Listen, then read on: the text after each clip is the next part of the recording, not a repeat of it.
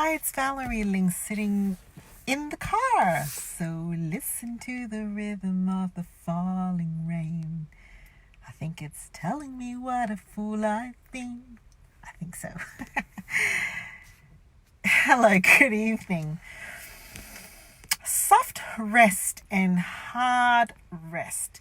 You know what seems to come up when I am approached to do a workshop or a seminar about staying afloat, not burning out, things like that? There is a little bit of a nervousness, I think, that what's she actually going to say? Because I've probably already done everything. It's not really going to make much of a difference. Yada, yada, yada. And maybe she might even say to our team and our staff that they should just stop and rest and do less. Well, not really. You see, life is about embracing what is in front of us. Hard times don't disappear. That's a fact.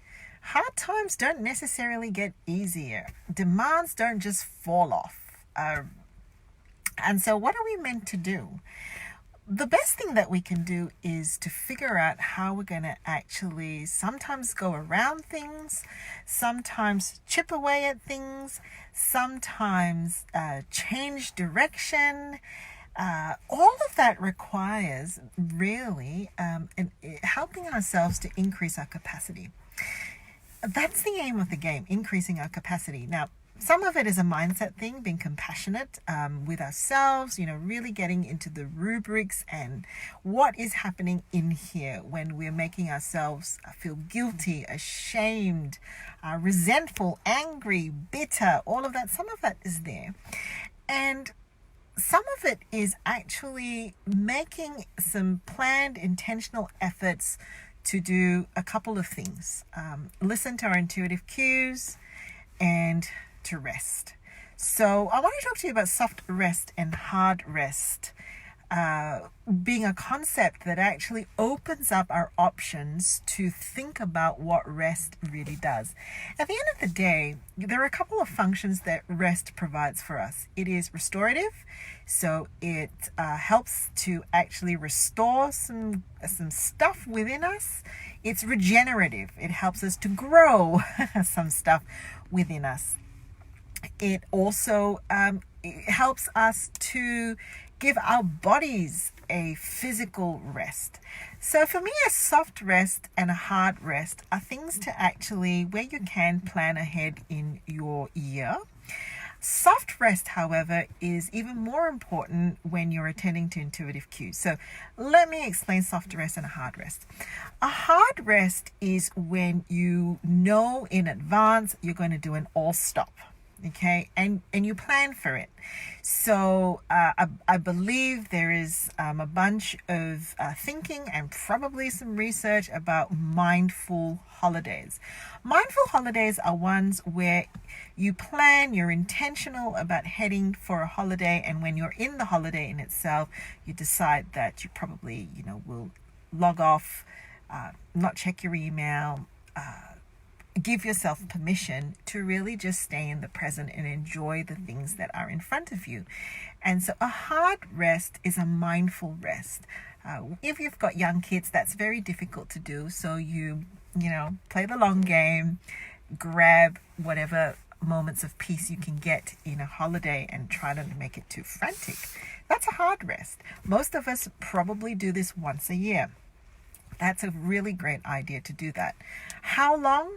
Well, personal preference, season of life, what you can handle. There was a time when, I wasn't able to take long rests, but just enough to get over the hump of thinking about stuff. So, if you're only going to do a hard rest for 2 days, you're probably going to still be thinking about stuff.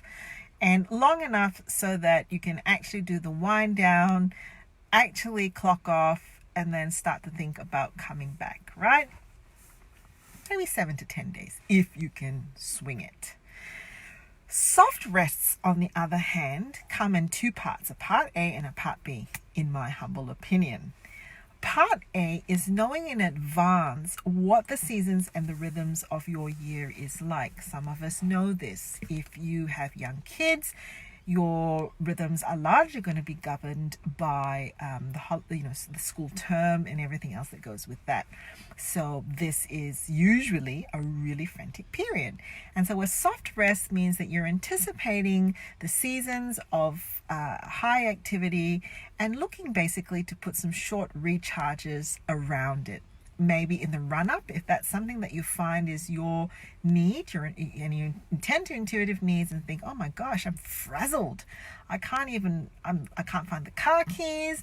I can't remember whether or not I had breakfast. Well, that's probably a cue for you to attend intuitively to say, maybe you need a soft rest because maybe things are getting a bit frantic. A soft rest could look like 2 hours. It could like sleeping in an extra hour. It could look like going for a bit of a longer walk. It could be deciding that you're going to clock off at 6 o'clock and, take the evening off. If you can, a soft rest could even mean the weekend where let's just not do the housework. Let's just, have Vegemite on toast. Let's simplify things. Let's just actually rest. That's one type of soft rest where you're responding to your state of being, your mind, what your body is saying, and you actually decide to give yourself a soft rest.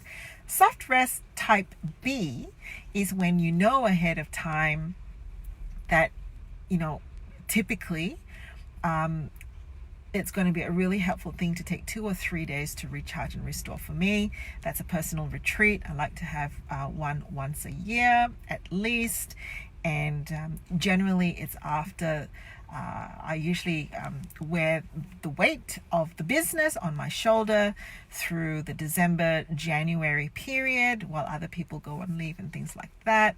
Ooh, my light just went off. That's a bit strange. Just give me a minute while I switch the car back on. There we go. We've got light again. It's probably my cue that I have to go. So it's pre-planned. It's a retreat.